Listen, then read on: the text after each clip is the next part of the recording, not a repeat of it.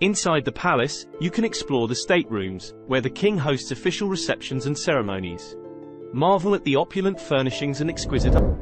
For decades, King Charles prayed alone in his private chapel. No cameras, no witnesses, just the king and his deepest secrets. But today, someone finally looked closer.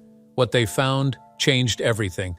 Tucked away in the holiest corner of Buckingham Palace was evidence of something extraordinary.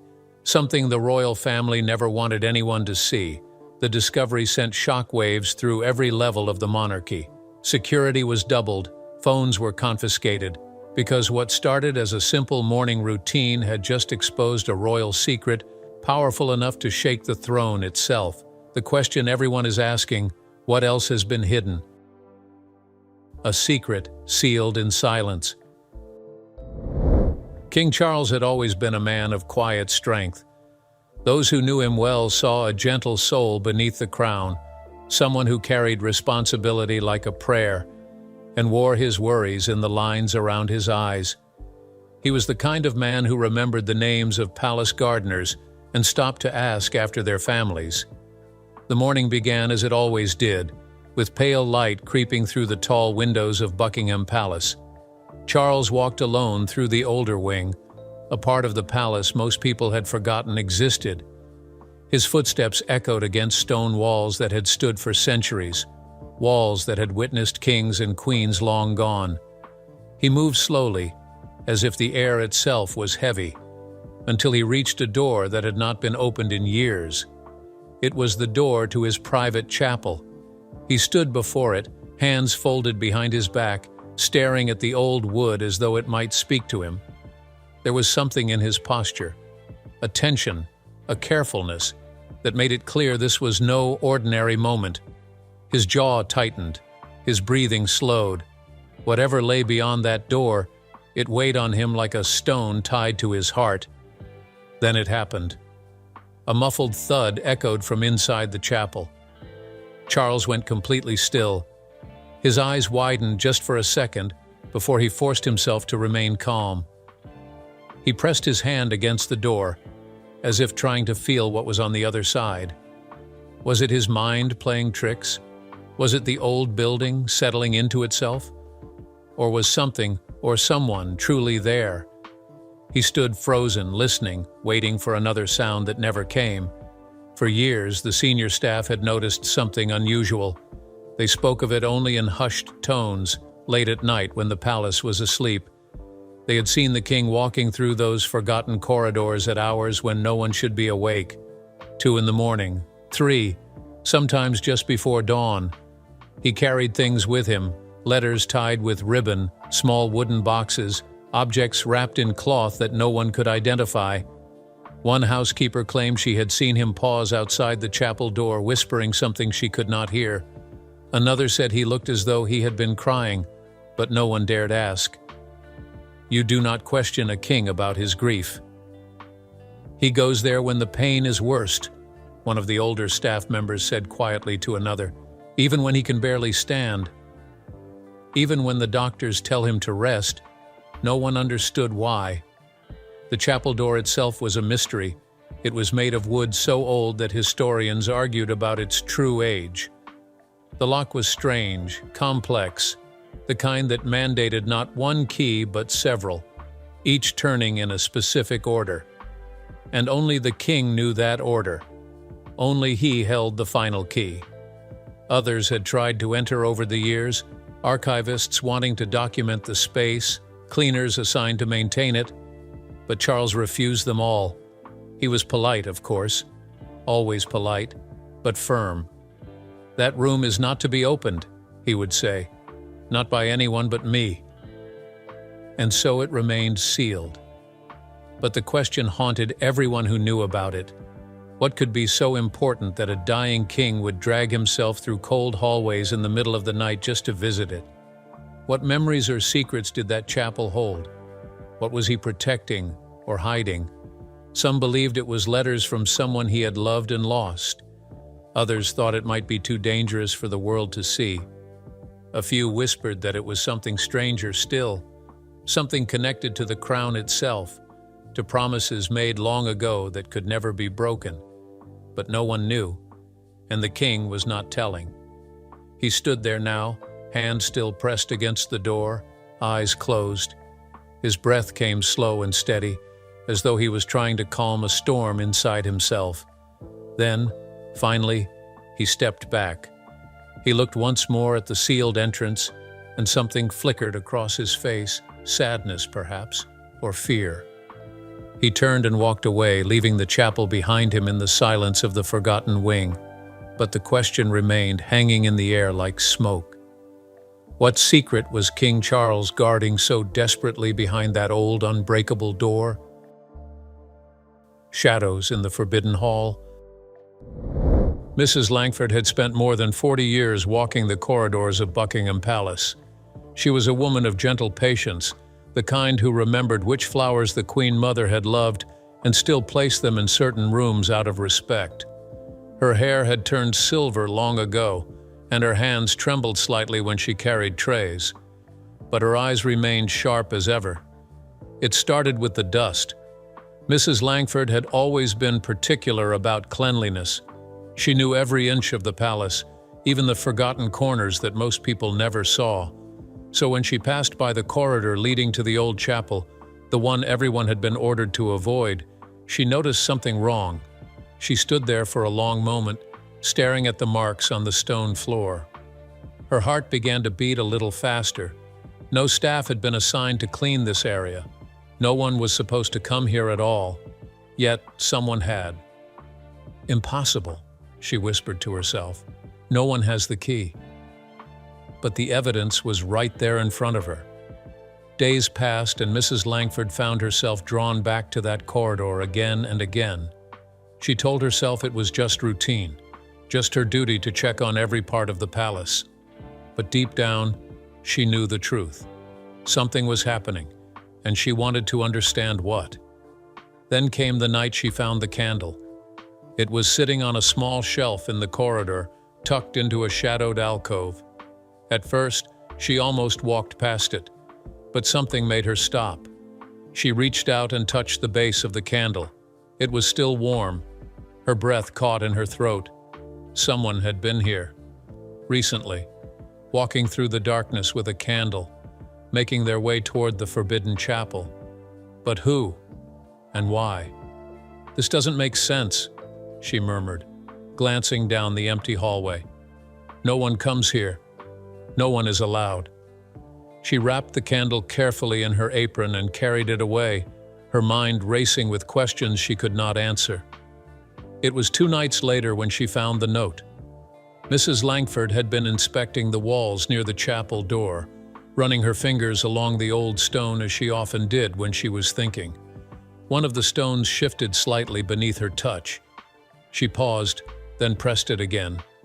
It moved. Behind it was a small hollow space, and tucked inside was a piece of folded paper. Her hands shook as she pulled it out. The paper was old, but not ancient, yellowed at the edges but still intact. Someone had placed it there deliberately, hidden it where only the most careful observer might find it. Mrs. Langford held it between her fingers, staring at the folds. Should she open it? Should she take it directly to the king? What if it's not meant for me, she whispered. What if I shouldn't know what's inside? But curiosity burned in her chest like a flame. She stood there for what felt like an eternity, the note trembling in her hand, unable to decide. Finally, she slipped it into her pocket, unopened. She would think about it. She would decide later. But that night, Mrs. Langford could not sleep. She lay in her small room in the staff quarters, staring at the ceiling, thinking about the footprints, the warm candle, the hidden note. Everything pointed to one impossible conclusion. Someone was visiting the chapel. Someone with access. Someone who moved through the palace like a ghost. And whoever it was, they were desperate to keep it secret. By the 4th night, Mrs. Langford had made her decision. She would watch. She would wait.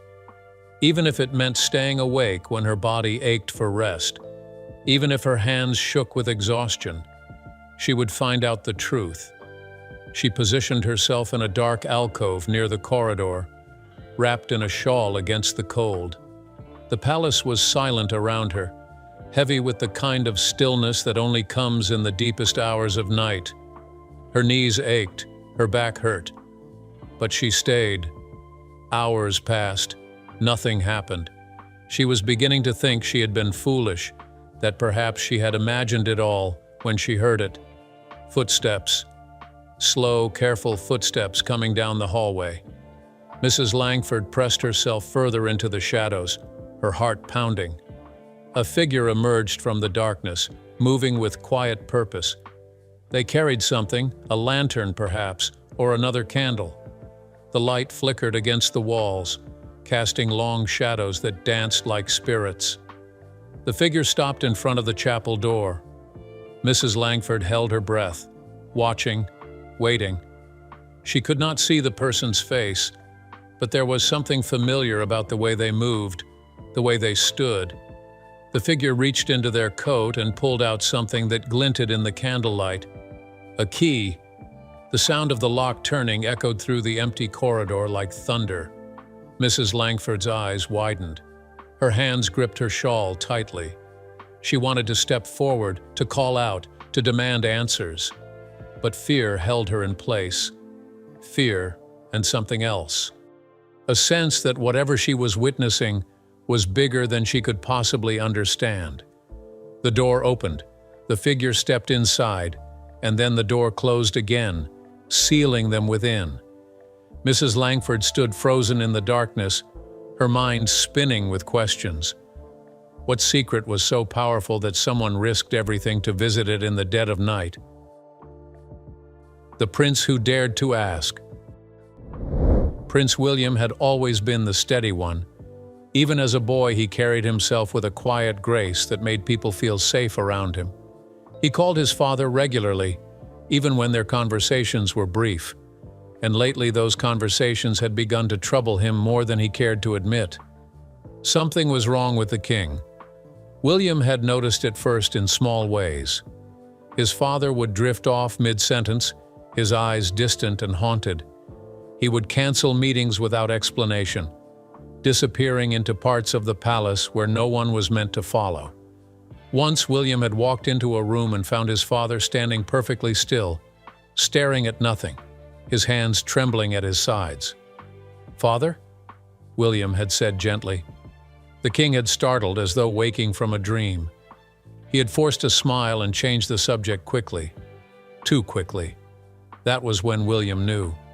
Something was eating away at his father from the inside, and whatever it was, the king was determined to face it alone. William could not let that happen. He began asking quiet questions around the palace, speaking to staff members who had served for decades. Most of them said nothing. They were loyal to the king, trained to keep secrets. But then he found Mrs. Langford. She had been standing in the corridor near the old wing, her face pale and her hands wringing the fabric of her apron. When William approached her, she looked as though she might cry. "Mrs. Langford," he said softly, "please, I need to know what's happening. Something is wrong with my father, and I cannot help him if I don't understand." For a long moment, she said nothing. Then finally, she spoke. "It's the chapel, Your Highness," she whispered. "The old one. In the east wing, I've seen things. Footprints in the dust, a candle that had been lit when no one should have been there, and..." She hesitated, pulling a folded paper from her pocket. "I found this hidden in the wall." William took the note carefully, his heart pounding. He did not open it immediately. Instead, he looked into Mrs. Langford's tired eyes. "How long has this been happening?" "Weeks, sir. Maybe longer. I've been watching. Someone goes there at night. Someone with a key." William's jaw tightened. He knew exactly who that someone was. The chapel. Of course. The place no one was allowed to enter. The place his father guarded like a dragon protecting treasure. William had never understood why. He had asked about it once as a boy, and his father had simply said it was not his concern. But now it had become his concern. Now it was tearing his father apart. "Thank you, Mrs. Langford," William said quietly. "You've done the right thing." That evening, William found his father in the library. The king looked exhausted, his face drawn and pale. William sat down across from him, choosing his words carefully. "Father, I need to talk to you about the chapel." The king's expression changed instantly. His eyes went cold, distant. "There's nothing to discuss." "There is," William insisted, keeping his voice calm. "You've been going there in the middle of the night. You're not sleeping. You're barely eating. Whatever is in that chapel, it's destroying you." The king stood abruptly, turning away. "This is not your burden to carry." "But it is," William said, rising to his feet. "Because you're my father, and I can see you're suffering. Let me help you. Let me come with you. Just once. Please." For a moment, William thought his father might agree. He saw something flicker in the king's eyes, longing, perhaps, or relief at the thought of not being alone. But then the walls came back up. "No." The word was final, absolute. "You cannot enter that chapel. Not now. Not ever." "Why?" William's voice cracked slightly. "What are you so afraid of me finding?" The king did not answer. He simply walked out of the room, leaving William standing alone in the silence. That night, William could not sleep. He paced his chambers, the weight of his father's refusal pressing down on him like a stone. He thought about the note Mrs. Langford had given him, still folded in his pocket. He thought about his father's haunted eyes. He thought about the locked door that held secrets too dangerous to speak of. And he made a decision. He would not wait for permission any longer. He would not watch his father break under the weight of whatever lay behind that door. At dawn, he would go to the chapel. He would find a way inside, even if it meant breaking the lock, even if it meant betraying his father's trust. Because sometimes, loving someone meant saving them from themselves. William stood at his window, watching the first pale light creep across the palace grounds.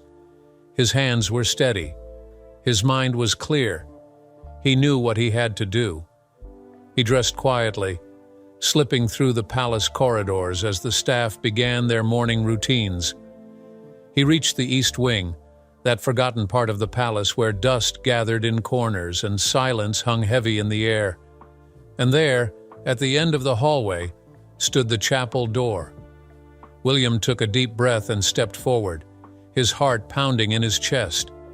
What terrible truth would he discover once he finally pushed that ancient door open? The chapel's confession. Prince William stood before the chapel door with Mrs. Langford at his side. Neither of them spoke. The weight of what they were about to do pressed down on them like a physical thing. William held a set of tools in his hands, old-fashioned implements he had borrowed from the maintenance shed. He had no key, but he would not let that stop him. Not now. He placed the first tool against the lock and began to work. The metal groaned in protest. The mechanism inside was ancient, complex, designed to keep people out. But William was patient. He turned the tool carefully, listening for the click of tumblers shifting. Minutes passed. Then finally he heard a deep, satisfying click that echoed through the corridor. The lock was released. William and Mrs. Langford exchanged a glance. Her face was pale, her hands clutched tightly together. William took a breath, then placed his hand on the door handle. He pushed. The hinges screamed. It was not a squeak or a simple creak. It was a sound like something alive, something in pain, as though the door itself was crying out after years of silence. The sound rolled through the empty hallway, filling the air with its agony. William froze, his heart hammering. Mrs. Langford gasped and took a step back, but the door was open. Beyond the threshold lay darkness. William stepped inside first, Mrs. Langford following close behind. The air was thick and stale, heavy with the smell of old wood and stone. Dust hung in the air like fog, disturbed by their entrance. What little light came through the windows revealed a small room, simpler than William had imagined. There were wooden pews, weathered and cracked. There was an altar at the far end covered in cloth that had once been white but had yellowed with time. Everything was covered in dust. Everything except one spot. William's eyes locked onto it immediately. Near the altar, the dust had been disturbed. Not everywhere, just in one path, as though someone had walked there recently and carefully. The footprints were faint but unmistakable. Someone had stood at the altar. Someone had knelt there. Someone had touched something. "Look," Mrs. Langford whispered, pointing. William moved forward slowly, his boots leaving fresh prints in the dust. As he approached the altar, he saw it, a wooden box. It sat in the center of the altar, wrapped in royal purple cloth embroidered with gold thread. The cloth was old, older than anything William had ever seen in the palace collections. The box itself was small, no larger than a jewelry case, made of dark wood that had been polished smooth by countless hands over countless years. William reached out, his fingers trembling. "Your Highness," Mrs. Langford said softly. "Are you certain?" He did not answer. He could not. His hand closed around the box and he lifted it carefully. It was heavier than it looked. He set it down on the altar and pulled the cloth away. The box had no lock, only a simple latch. William hesitated for just a moment. Then he opened it. Inside lay something he could not immediately identify. Letters, perhaps. Old documents bound with ribbon. A small object wrapped in silk. He reached for the first letter, unfolding it with careful hands. The handwriting was elegant but shaky, as though written by someone in great distress. He read the first line, and his breath caught in his throat. "No," he whispered. "This can't be real." Mrs. Langford moved closer, trying to see what he was reading, but William's hands were shaking too badly. The words on the page were impossible. They spoke of things that should not exist, promises that should never have been made, truths that could destroy everything. And then a voice shattered the silence. "William." He spun around. King Charles stood in the doorway, breathless and pale, his eyes wide with something between fear and fury. He must have run through the palace to get here. His chest heaved as he struggled to catch his breath. His gaze fell immediately to the box in William's hands, and all the color drained from his face. "Put it down," the king said, his voice barely above a whisper. William did not move. "Father, what is this?" His voice cracked. "What have you been hiding?" The king stepped forward, his hand outstretched. "Please, William. You don't understand. You can't understand. Not yet." "Then explain it to me." William's voice rose, echoing off the chapel walls. "Tell me what this is. Tell me why you've been coming here night after night. Tell me why you would rather destroy yourself than let anyone know the truth." The king stopped. For a long moment he simply stood there, staring at his son, at the open box, at the letters scattered across the altar. His shoulders sagged. His hands fell to his sides. And then finally he spoke. "Because some truths," he said quietly, "are too dangerous to be known." The chapel seemed to hold its breath. The dust hung motionless in the air. The ancient walls, which had witnessed so much over the centuries, waited in silence to see what would happen next. The box sat open between father and son, its contents spilling out like wounds that had been hidden for far too long. William looked down at the letters in his hands, then back at his father. What truth had the chapel been guarding all these years that could bring a king to his knees? A secret that shaped a kingdom. When William lifted the first letter from the wooden box, his hands shook so badly he nearly dropped it. The paper felt fragile beneath his fingers, as though it might crumble into dust at any moment. He could smell the age on it, that peculiar scent of old documents, like dried flowers and forgotten time. The handwriting was beautiful, looping and elegant, the kind of penmanship that took years to master. But beneath that beauty, He could sense desperation. The words had been written quickly, urgently, by someone who knew their time was running out.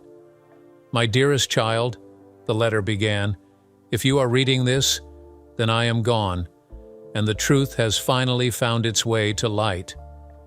William's throat tightened. He continued reading, his eyes moving across words that should never have been hidden. The letter spoke of love that had been forbidden, of choices made under impossible pressure, of a life torn apart by duty and expectation.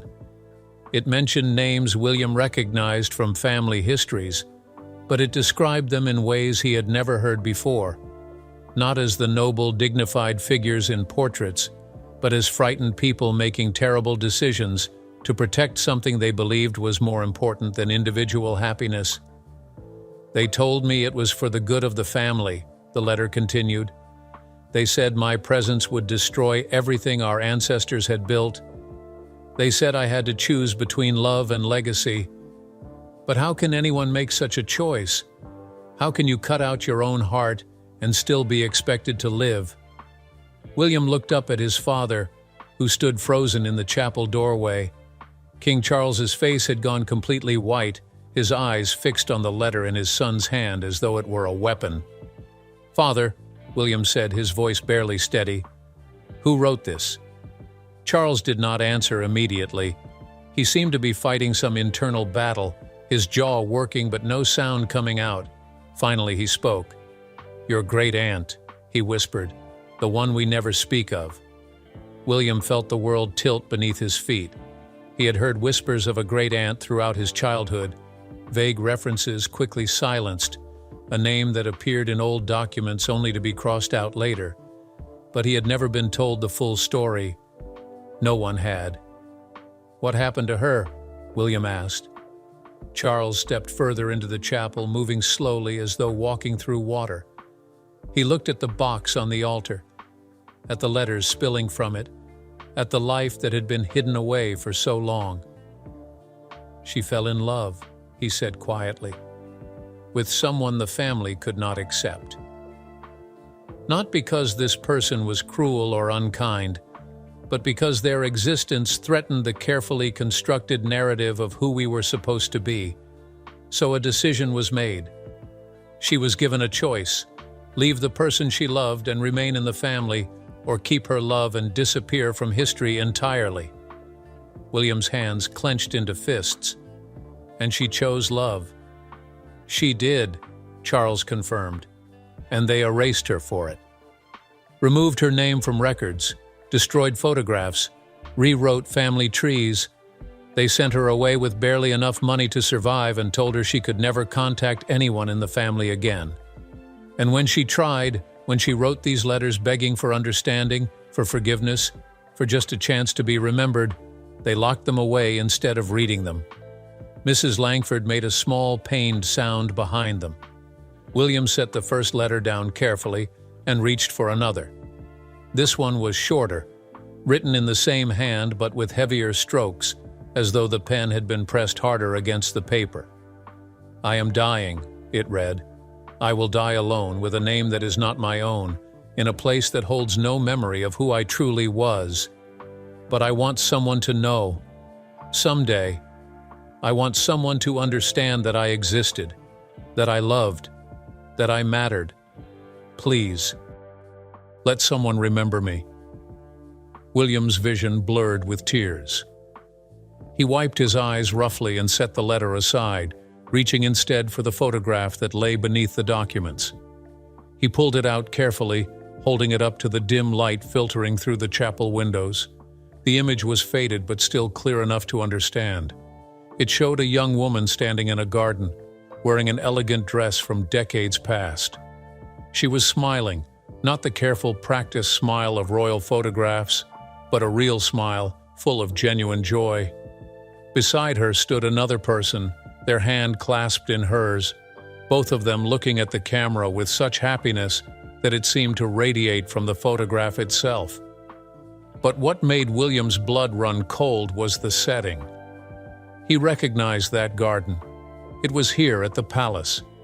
The photograph had been taken on royal grounds, which meant it had been taken before she was erased. Before the family decided she was too dangerous to acknowledge. "This shouldn't exist," William said. "If they destroyed everything, how did this survive?" "Because someone couldn't bring themselves to destroy it," Charles said.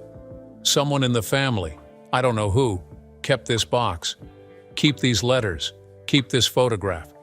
They hid it here in the chapel because they couldn't bear to erase her completely. They wanted to forget, but they couldn't." William looked at the photograph again, at the woman's smiling face, at the love so evident in her eyes.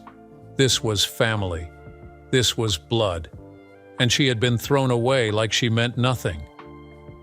"Why didn't you tell us?" William's voice cracked with emotion. "When you found these, why didn't you tell Harry and me? Why did you carry this alone?" Charles sank onto one of the old wooden pews, his body folding as though he no longer had the strength to stand.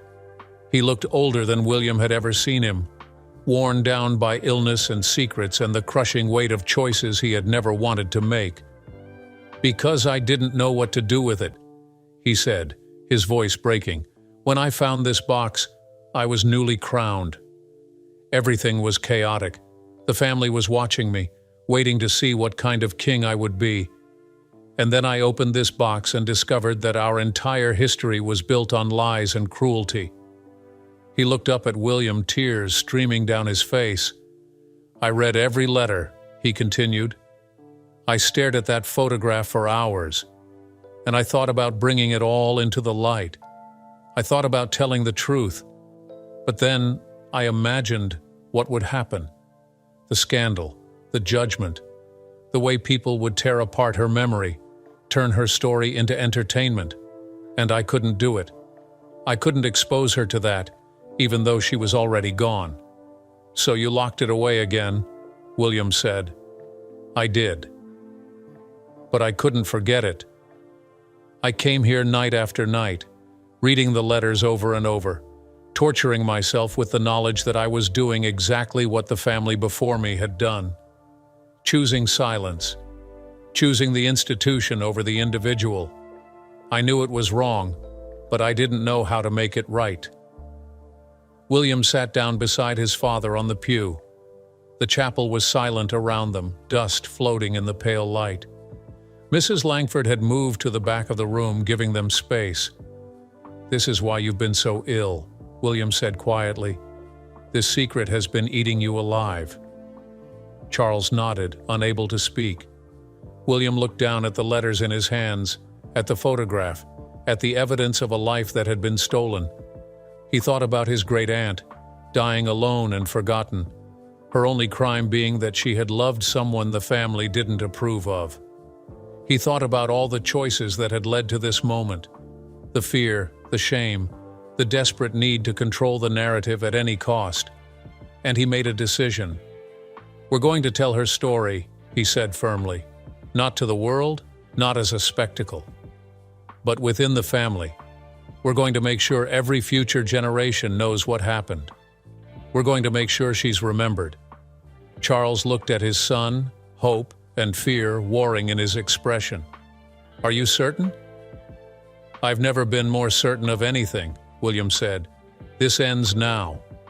The lies, the erasures, the sacrifices made in the name of protecting an image that isn't even real. She deserved better. They all deserved better." He stood gathering the letters carefully, holding the photograph with reverence. "Her name was Margaret," Charles said suddenly, "in case you wanted to know. Before they changed it. Before they erased her. Her name was Margaret, and she loved gardening and music, and she was kind. Everyone said she was the kindest person they had ever met." William closed his eyes, committing the name to memory. "Then Margaret will be remembered," he said. "I promise you that." The chapel seemed to exhale, as though it had been holding its breath for decades, waiting for someone to finally speak the truth. But as William held those letters and that photograph, one question remained. How many other Margarets had there been throughout history, and were their stories still hidden somewhere in the palace's walls? A family, bound by buried truths. Within hours of William and his father standing in that chapel, the truth began to spread through the palace like water seeping through cracks in old stone. It moved quietly at first, whispered between trusted staff members, passed along in careful glances and hushed conversations. Mrs. Langford spoke to the senior butler, who spoke to the king's private secretary, who understood immediately that this was not something that could be contained. By evening, the entire royal household knew that something monumental had been discovered. They did not know the details yet, but they could feel the shift in the air, the way the palace itself seemed to hold its breath. The corridors felt different now. The same hallways that servants had walked for decades suddenly seemed charged with new meaning. Every portrait on the walls, every piece of furniture, every carefully preserved artifact now felt like it might be hiding another secret. The palace had always been a place of history, but now that history felt unstable, as though the ground beneath their feet might crack open at any moment to reveal more buried truths. Prince William stood in his private study, staring out the window at the gardens below. His hands were pressed flat against the windowsill, his jaw tight with the effort of keeping his emotions in check. He had not slept. He could not eat. The letters from the chapel lay spread across his desk behind him, each one a piece of a puzzle that had reshaped his entire understanding of his family. Queen Catherine entered quietly, closing the door behind her. She had seen her husband in many states over the years, but this was different. This was not stress about public duties or worry about their children. This was something deeper, something that had shaken him to his core. "William," she said softly, "talk to me." He turned to face her, and she saw the exhaustion in his eyes. "Everything we thought we knew," he said slowly, "was built on a lie. Not a small lie, not a convenient story told to protect someone's feelings. A fundamental lie about who we are." Catherine moved closer, taking his hand in hers. "Then we face it together," she said simply. "Whatever it is. We face it as a family." Those words became the foundation for everything that followed. Over the next 3 days, the family gathered in private, not in the grand rooms where they held official meetings, but in smaller, more intimate spaces where they could speak freely. King Charles sat with his sons, William and Harry, and told them the full story. He showed them the letters. He explained the photograph. He revealed the names that had been erased from history and the reasons why those erasures had been deemed necessary by kings who came before them. Harry listened in stunned silence, his face growing paler with each revelation. William sat with his hands folded, his expression unreadable. Catherine and Meghan were brought into the conversation because this was not something that could be kept from spouses. This was too big, too important. "So what do we do?" Harry finally asked, his voice rough. "Do we tell the world? Do we admit that our ancestors lied?" "The world doesn't need to know everything," Charles said carefully, "but we need to know. We need to understand what came before us so we don't repeat the same mistakes." William stood abruptly, pacing the length of the room. "But that's exactly what we'd be doing," he said. "We'd be repeating the same pattern, hiding the truth, deciding for everyone else what they're allowed to know. That's what created this mess in the first place, William." His father began, but William held up a hand. "No, Father. Listen to me. This secret has poisoned our family for generations. It's shaped every choice we've made, every decision, every sacrifice. And for what? To protect a lie? To maintain an image that isn't even real?" The room fell silent. Everyone understood the weight of what William was saying. Queen Camilla, who had been quiet until now, spoke up. "If we reveal this," she said gently, "we don't control what happens next. The public will judge. The press will tear it apart. History will be rewritten in ways we cannot predict. Maybe that needs to happen, William said. Maybe the truth is more important than our comfort. Charles stood slowly, his body heavy with age and illness and the burden he had carried for so long. He walked to where his son stood and placed a hand on William's shoulder. "I understand what you're saying," he said quietly. "I do. But I need you to understand something as well. This secret is not just about the past. It's about people who are still alive, people whose lives would be destroyed if this came out. Innocent people who had nothing to do with what happened decades ago." William's expression softened slightly, but his resolve remained firm. "Then we protect those people," he said. "But we don't protect the lie anymore.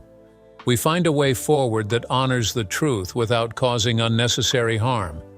It was Catherine who proposed the compromise. "What if," she said carefully, "we create a private record? Something honest and complete that we keep within the family. We acknowledge what happened. We learn from it. We make sure future generations understand the full story. But we don't make a public spectacle of it. We don't turn people's pain into entertainment." The room considered this. Slowly, heads began to nod. "A private accounting," Charles said thoughtfully. "A true history, kept safe but accessible to those who come after us. And we change how we operate going forward," William added. "No more secrets like this. No more erasing people from history.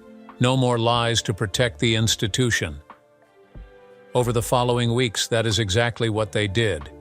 William worked with historians and archivists to create a complete record of what had been discovered. Every letter was carefully preserved and documented. The photograph was restored and included. Names were recorded. Stories were written down. It was painstaking work, emotional work, but necessary work. During this process, Charles called William into his private chambers one evening. The king looked frailer than ever, his illness evident in the hollowness of his cheeks and the tremor in his hands. But his eyes were clear. "I need to ask something of you," Charles said. "When I'm gone, this responsibility falls to you. Not just the crown, but this. The truth we've uncovered. The record we've created. I know, Father." "No, I don't think you do." Charles leaned forward, his voice urgent.